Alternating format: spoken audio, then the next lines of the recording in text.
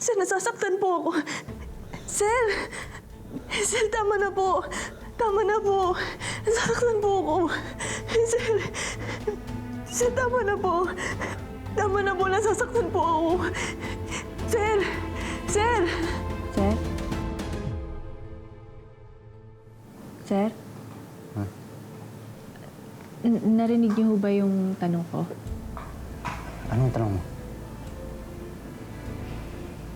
Kung may nakwento ho yung nanay niyo noon sa inyo tungkol sa mga nakatrabaho niya? Kung meron man, hindi ko na maalala eh. Pero kapag may malaman ako, babalitaan kita agad. Late na pala. Mabuti pa magpahinga ka na. Bukas na tayo mag-usap. Muna na ako.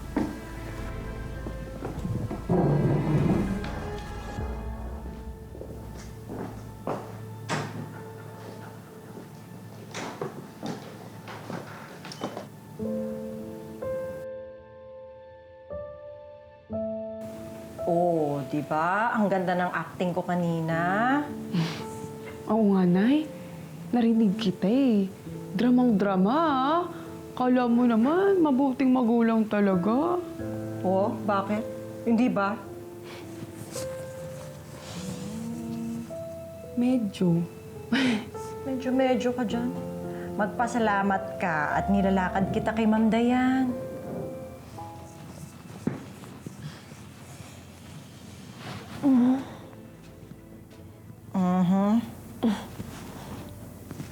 Thank you, Nay ah. Pero kung ako din naman si Ma'am Dayan makukuha mo ang loob ko. Basta, galingan pa natin. Kailangan mahuli natin yung loob ni Ma'am Dayan.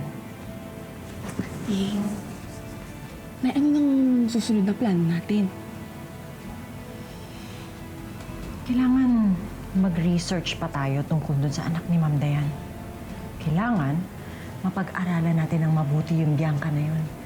Para ikaw na ang pumalit sa kanya.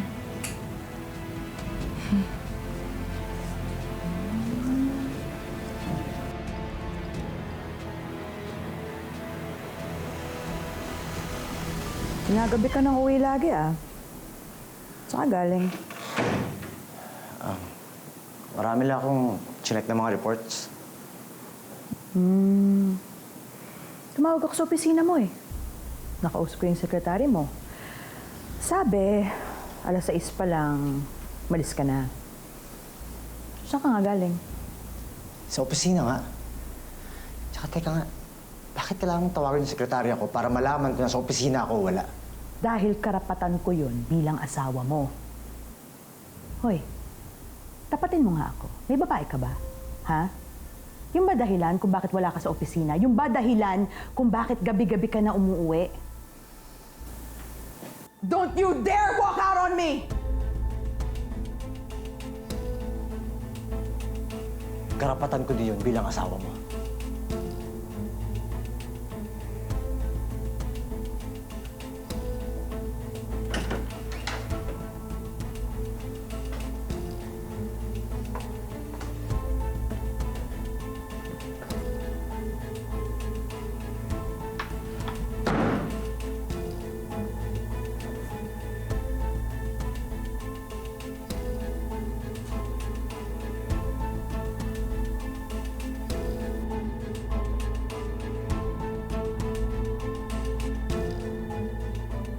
Kumusta kayo dyan? Oh, Jong. Okay naman kami dito. Ikaw, kamusta ka naman? Lorna, nasisante na ako sa trabaho eh. Dahil sa nangyari sa akin. Kasalanan lahat ni Hope yan eh. Oo, yan. Yan ang napapala mo sa pagtatanggol mo dun sa ampon mo. Huwag mo nang sisihin si Hope. Wala na siya dito. Oo, kami tuloy ni Carnation ang nagsasakripisyo dito. Kailangan namin magtrabaho para may pangtustos tayo. Makakaraos din. Sigurado ako dyan.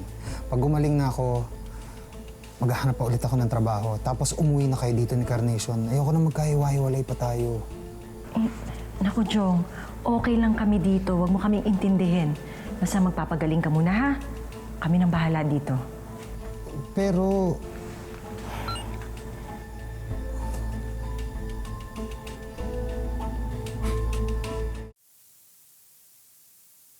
Aalis ho tayo? Oo. Alam ko kasing naiinip ka na dito eh. Kaya ipapasyal kita. Pero, di ba po delikado? Kasama mo naman ako eh. Akong bahala sa'yo. Eh, saan ho tayo pupunta? Sa isang espesyal na lugar.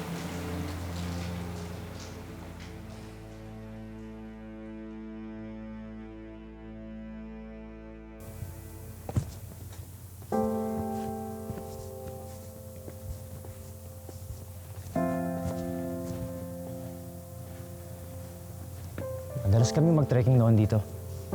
Kasama ko yung best friend ko. Ikaw, ba't parang sanay na sanay ka sa mga lugar na to? Dati ko kasi akong assistant trekking guide, kaya hindi na ako bago dito. Eh, sir, anong ginagawa natin dito?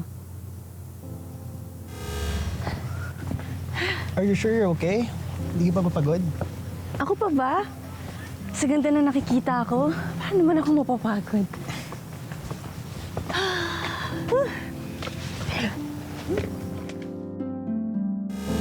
Gusto ko lang maalala yung mga nakaraan namin noon. Hindi ko pa na siya makalimutan eh. Alam mo, ang tagal ng panahon. 19 years. Sino po? Siya pa rin yung laman ng isip at puso ko. Eh, sir, ano naman ang pinalaman ko doon? Gusto ko lang makita mo yung view. Para naman ma-appreciate mo kung gaano kaganda yung view dito.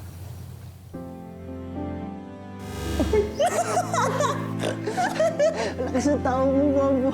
Ikaw hindi.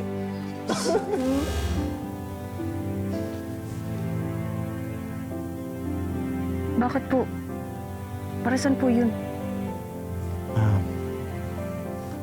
Wala. Kalimutan mo na yun. At sir, yung tubig ko po naiwan ko sa sasakyan. Kunin ko lang. Sige, sige.